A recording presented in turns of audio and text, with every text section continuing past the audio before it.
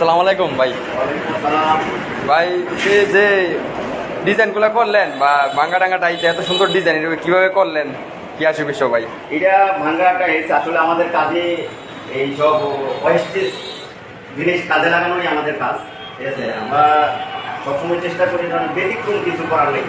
যত ওয়েস্টেজ কাজ আছে এগুলো আমরা বাঙালির দোকানে আমরা বিল্ডিং মালিককে বলে দিই যেগুলো বাঙালির দোকানে এগুলো আপনাদের কাজে লাগাতে পারবো। তো আমরা সুন্দর করে কাজে যখন এটা করছি, এটা আপনার ছোট ছোট করে বানছি, ভাঙার পরে এগুলো আপনার হোয়াইট সিমেন্ট দিয়ে সুন্দর করে সাদা এই যে দেখেন ঠিক আছে, সুন্দর সুন্দর করে সাজায়া এগুলা আমরা বসাইছি। বসানোর পরে এগুলা হোয়াইট সিমেন্ট দিয়া এগুলো মুখে দিয়ে এটা আবার 2 দিন সময় দিতে হবে।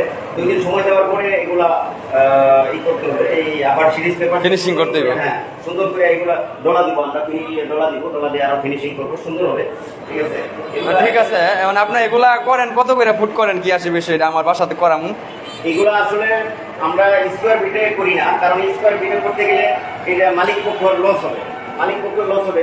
এগুলো সময়ের কাজ, সেক্ষেত্রে আমরা দেখা যায় যে একটা হাজিরা হিসাব করে একটা চুক্তি নেই। ঠিক আছে, যে আমার 10 হাজিরা